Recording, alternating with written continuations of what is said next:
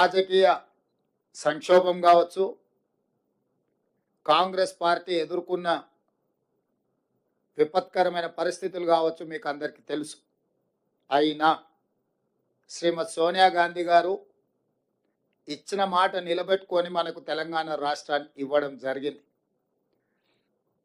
Congress party శ్రీమతి సోనియా గాంధీ గారు ఏదైనా మాట చెప్పినరు అంటే అది శిలాశాసనం. ఎలాంటి పరిస్థితులు వచ్చినా ఎదుర్కొని నిలబడి ఇచ్చిన మాటను నిలబెట్టుకోవడం మా నాయకుల యొక్క గొప్పతనం, మా నాయకుల యొక్క కమిట్మెంట్. అలాంటి నాయకత్వం నుంచి వచ్చిన రాహుల్ గాంధీ గారు మే 6 తారీఖు 2022 వరంగల్లో రైతు డిక్లరేషన్లో 2 లక్షల రూపాయల రైతు రుణమాఫీ చేస్తామని మాట ఇవ్వడం జరిగింది. చాలా సందర్భాలలో చాలామంది నాయకులు, రాజకీయ పక్షాలు, విశ్లేషకులు కూడా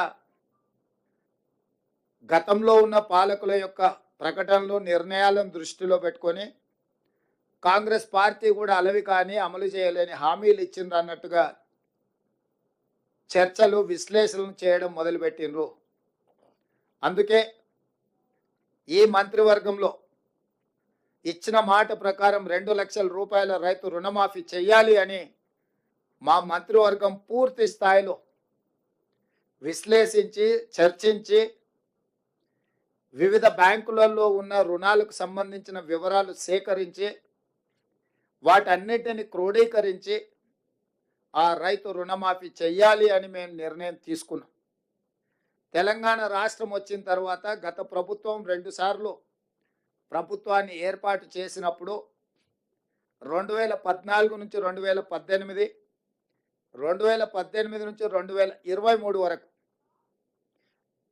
2014 సంవత్సరంలో మార్చి 31, 2014 తారీఖు వరకు కట్ ఆఫ్ డేట్ తీసుకొని ఆనాటి ప్రభుత్వం రైతు రుణమాఫీ చేస్తే 16,000 కోట్ల రూపాయలు రైతుల ఖాతాలలో వేయడం జరిగింది.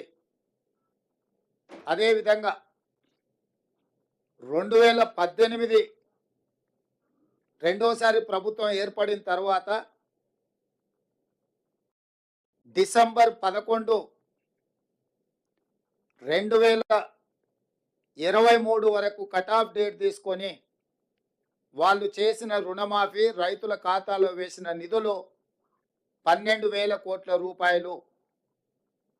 అంటే గత ప్రభుత్వం